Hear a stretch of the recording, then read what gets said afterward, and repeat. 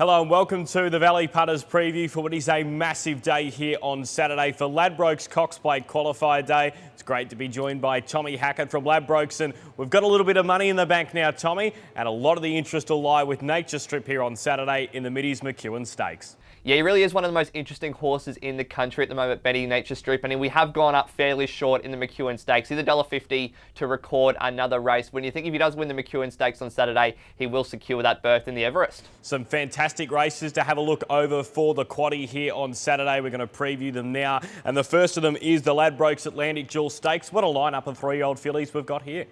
It is a really strong race, but it is one I do like here in the form of Anjana. She recorded 3 wins from as many starts as a 2-year-old. And her last start win before she went for a spell at the Valley was nothing short of enormous. I do think she's a bit of star quality about her. I'm expecting big things from her this spring. I think she will take benefit from this run, and the wide barrier draw probably isn't ideal, but I think she can overcome that. I think there is a bit of star quality about her, and at the $5.50, I'm willing to take the gamble. The next up is the Strathmore Community Bank Stakes, and I think Mr. Sneaky is a horse tracking A-OK. I thought the first up run was okay to blow some cobwebs out, but I'm tipping Osborne Bulls here, Tommy. I think he's the way to go.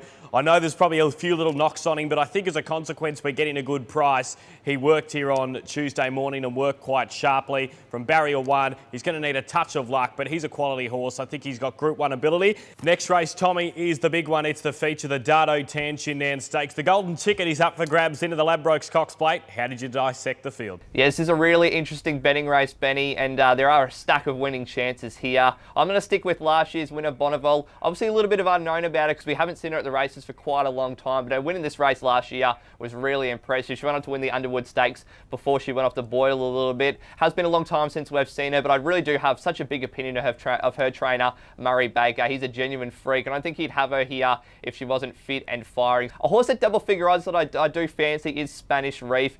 She really went to another level last preparation, and her win over this track and distance in the Sunline Stakes at the Valley was top level and really impressive. Tommy, we move on to the last. It's the Powerflow Solutions Craig Opie Cup. I thought the horse that was fit, ready to go and drawn well is Mossendale. We saw him run third here at the Valley a fortnight ago behind the Answer My Friend. Got form that ties in through Night's Watch as well. I think that's really good form for a race like this, and I think Mossendale will be hard to beat in the last. Tommy, the $100 charity quaddie. We've got the money in the bank from last week. Where do we put the investment this week? Yeah, Benny, we start in the Ladbrokes Atlantic Jewel Stakes, and obviously, as I said earlier, very keen on number 7, Anjana. It definitely goes in. Also like to throw in number 1, Thrill Star. The other horse I want to add to those two that I mentioned earlier is number 3, Crone, the stablemate of Anjana. Benny, how many times do we see it? This Darren Weir trained stablemate knocks off its more fancy stablemate, so Crone's got to go in there, and she's definitely a talented filly in her own right as well. Absolutely, Tommy. In the Strathmore Community Bank Stakes, I'm going with number 2, Osborne Bulls, for the reasoned outline. Mr. Sneaky, I think, has got a chance, and also want Landed Plenty on my side. Benny in the Dado Tension Nam Stakes, as I said earlier, number 9, Bonneville has to go in. Number 10, Spanish Reef as well. The big controversy for me here is that I'm leaving Night's Watch out of the quaddie. Obviously a talented horse, but I just don't think this is the right race for him, and so I'm happy to take him on and leave him out here. The other horses I'm throwing in are number 1, Hartnell, and number 6, Homesman.